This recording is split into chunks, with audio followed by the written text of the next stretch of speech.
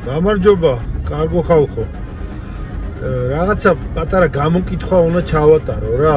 ორი პასუხი იქნება მარტო, ხო ან არა. ჯერ შესავალს გავაკეთებ მცირეს.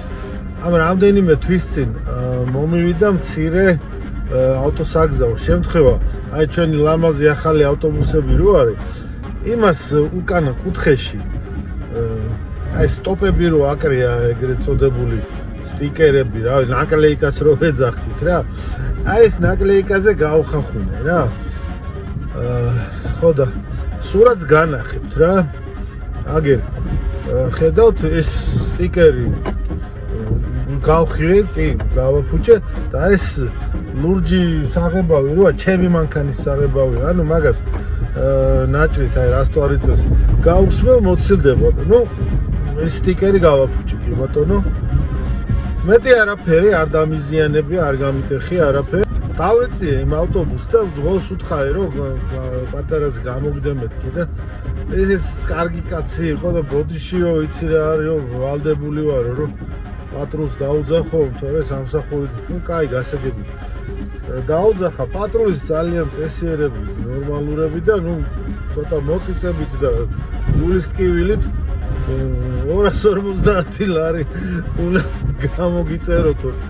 ნუ კარგი ეხა რა ვქნა.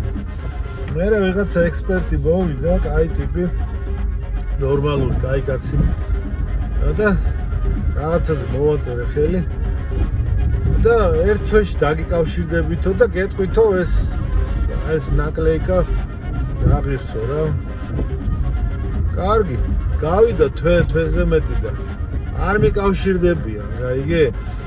და ნუ რა რიცი აი კაცი გული გაგითმება რომ იფიქრებ რომ ეხა ისედაც 250 ლარით დავჯარიმდი არაფრის გულიზე და ნუ წესია ეგეთი რა და ესენიც ეხა რაღაც ნაკლეიკა რა უნდა ღირდეს ეხა 20 ლარი 25 ლარი რა ვიცი 30 ლარი მაქსიმუმ და რა უნდა ღირდეს და ნუ არ მიკავშირდებიან რა ეხა ინამუსეს რა ესე ვფიქრობდი რა და გავიდა დაახლოებით 4 თვე მომდის წერილი თბილისის სატრანსპორტო კომპანია მე მგონი ასე ქვია თუ არ მეშლება კერძო ყოფილა სოსოს შემოელოს ჩემი თავიო 658 ლარი და 64 თეთრი ზუსტად მახსოვს წერილი მაქვს 660 ლარი მოკლედ დაჯდა ეს ყველაფერიო ამის გაკეთებაა ახ შენ გენაცვალე ხო და მე რაღაც ადვოკატს დაუკავშირდი ვკით გამოკითხე ესე და მოკლედ გაიგო რომ უკვე